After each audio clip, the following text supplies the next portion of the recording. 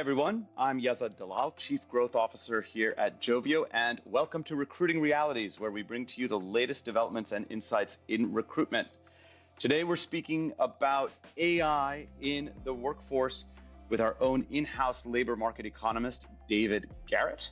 And we're thrilled to have a special guest with us from Talent Neuron, our amazing partner for end-to-end workforce transformation, Elin Thomasian, who has held senior leadership roles in talent acquisition at Goldman Sachs, at Moody's, at Prudential, at Workday, at UKG. Truly impressive person. Welcome, Elin. Thank you so much for having me. What a great day to be on your show. It is a show, isn't it? And for our listeners, at Joveo, we publish interactive insights across all major occupations in the US. You can check that out on our website, joveo.com/interactive-insights.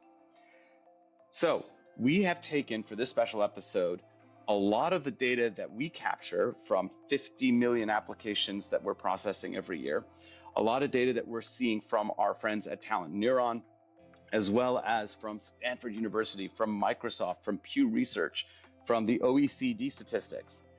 And we have kind of developed a POV on what we see the labor market impact will be of AI.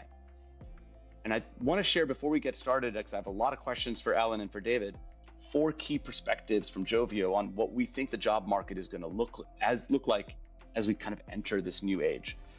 So the first thing that we're seeing is, it's a fancy term, entry-level job compression. This is something that you would have seen in headlines on LinkedIn, but the data is showing us that since the launch of ChatGPT back at the end of 2022, there's already been a 16% decline in employment for the 22 to 25-year-old cohort.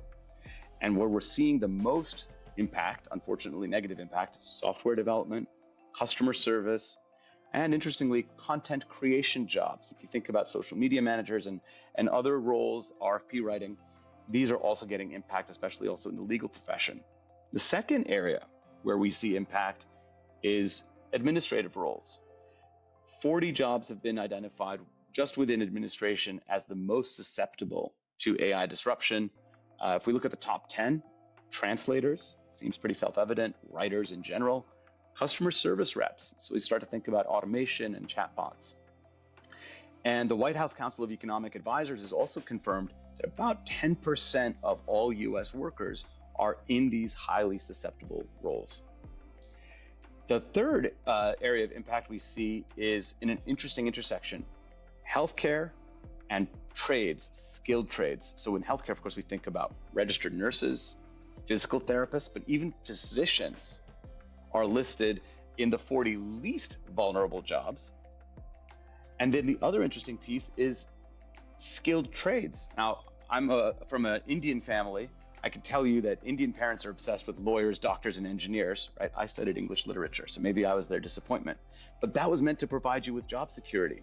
But actually, within the trades, we're also seeing minimal AI exposure. Electricians, plumbers, HVAC technicians and experts, anything that requires physical dexterity and a human touch, these seem to remain protected. And then lastly, the fourth area of impact that we're seeing is from our own data.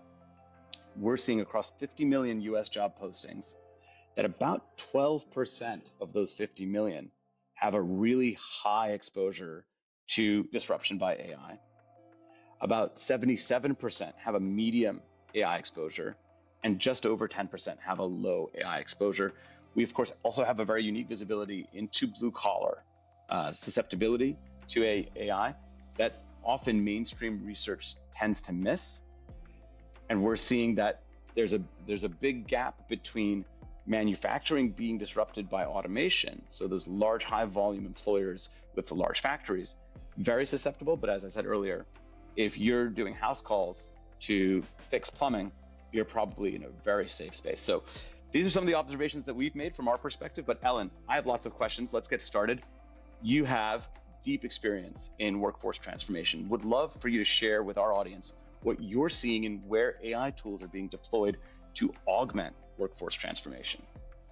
AI tools are most effective when they're used to augment your job architecture. So at Talent Neuron, we offer a dynamic job architecture platform solution that takes into consideration all the market and labor data moves that are happening that are affecting roles, skills, and tasks.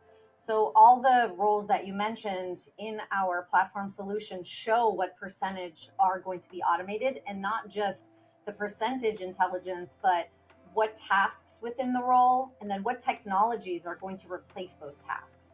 And what we're seeing clients doing is taking that information and being able to think about what does that mean in terms of triggering role redesign, and then eventually doing strategic workforce planning in knowing that you might have to do that in mass in parts of your organization. So we're seeing that as the biggest impact in where you can use AI. I think what's really interesting about what you just shared is, we like to speak in grand terms and often, provocative terms. Oh, it's going to replace an entire job. But what I'm hearing from you is that it's more likely to replace or disrupt specific tasks that fall within your job. The job itself, or the outcome that an employer pursues by having a role, may not change as dramatically, but the day-to-day requirements, perhaps the KPIs, and certainly the tools that you use in order to execute your role may require some retraining and adaptability, which I think is really interesting. I want to maybe dive a little bit deeper. There is this myth, and I completely agree that it's a myth, about AI replacing jobs, and that specifically unemployment will go up. I agree that this is not a dystopia that we're heading towards. What are you seeing and hearing? And what's this, maybe a two-part question, what is the silver lining that you see heads of talent acquisition heading towards? But also, you've told me often about the impact of role redesign and how that always leads back to workforce transformation. So share with me your thoughts on that as well.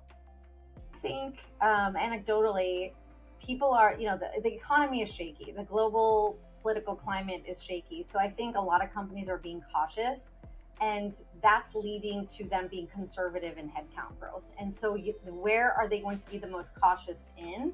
The areas where they think they want to do more experimentation to understand if AI can replace some of those roles and tasks.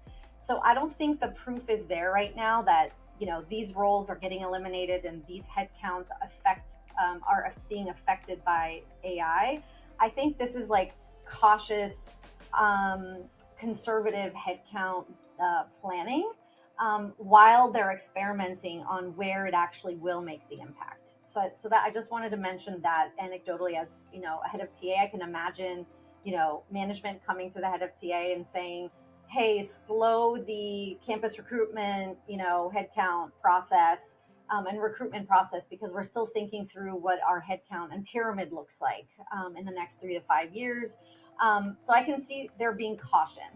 However, what the work that's really being done then to actually put some impact behind the hypothesis is, let's look at where AI is going to impact us the most, what business units, what job families, what percentage is it going to affect it?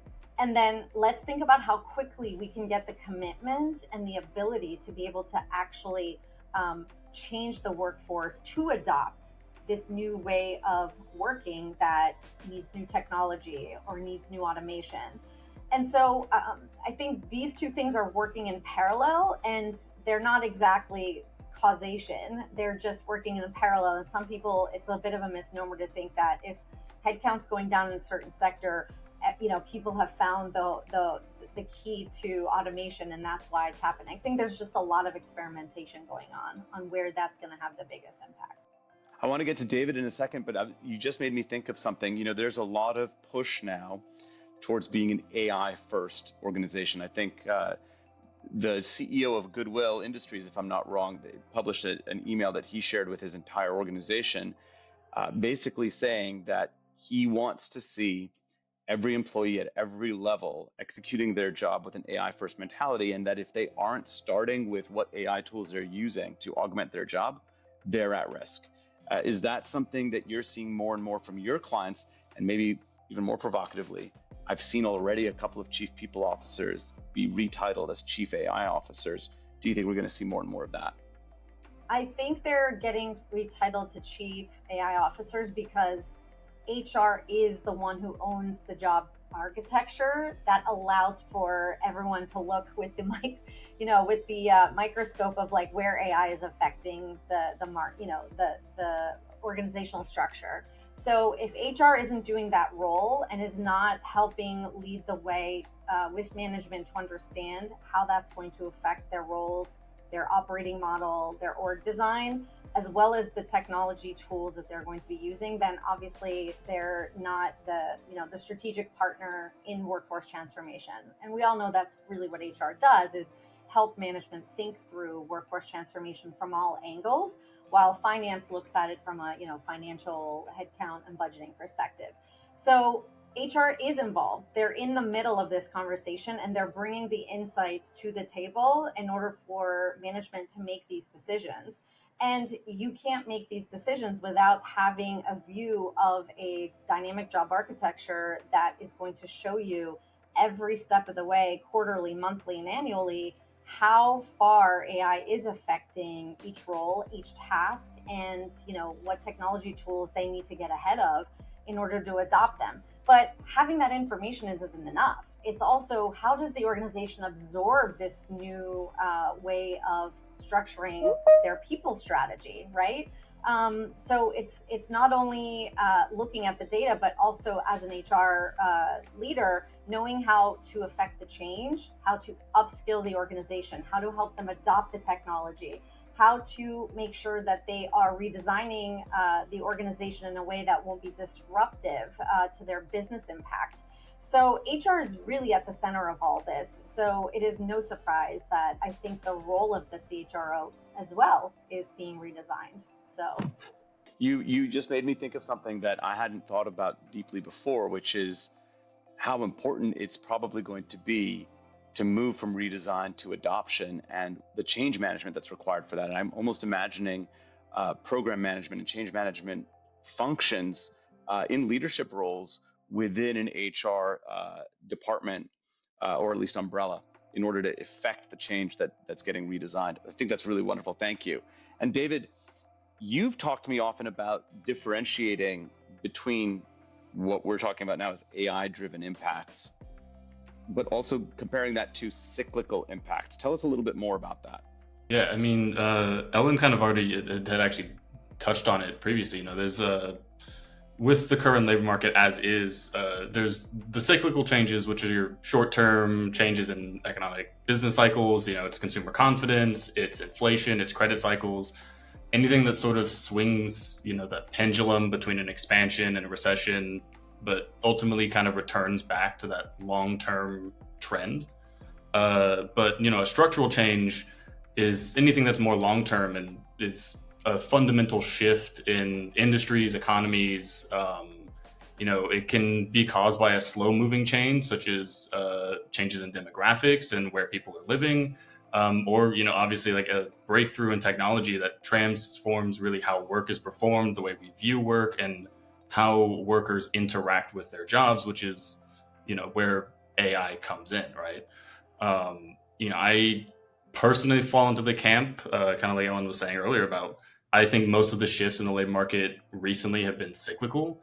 I think they're more driven by macroeconomic factors, the rise in uncertainty, inflation, and I don't think we'll see the long-term impacts of AI take place until over the course of this next decade, right? I don't, there will be these pockets of layoffs. You'll have sort of changes in current job structures, more obviously growth in jobs requiring AI, and you could even end up in something akin to a jobless recovery for knowledge workers. And I think that's the thing I'm more concerned about long term, which is where economic growth continues, picks up even, but employment has remained stagnant or weak.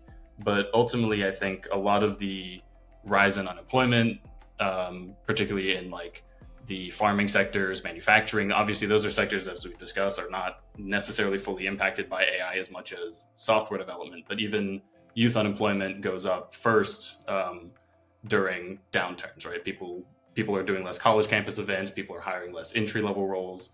So it's kind of a not clear mix of whether it's strictly AI related or companies hedging their bets a little bit to kind of weather out what's going on currently. Yeah, and I think the message that I'm hearing from you and from all of these conversations is about change. The 20 years ago, it was all about digital transformation and making those migrations to digital tools. I think there's a big temptation to talk about this as AI transformation, but I really like the way Elin and at Talent Neuron are talking about it. Fundamentally, it's workforce transformation. What's changing is the way we work and the way we interact with the machines that we've built. And so I think that's extremely exciting. A big thank you, Elin, for joining us, and David. A big thank you to all our partners at Talent Neuron, and of course, thank you to all of you, our listeners. Don't forget to visit us at joveo.com, and we'll see you again soon.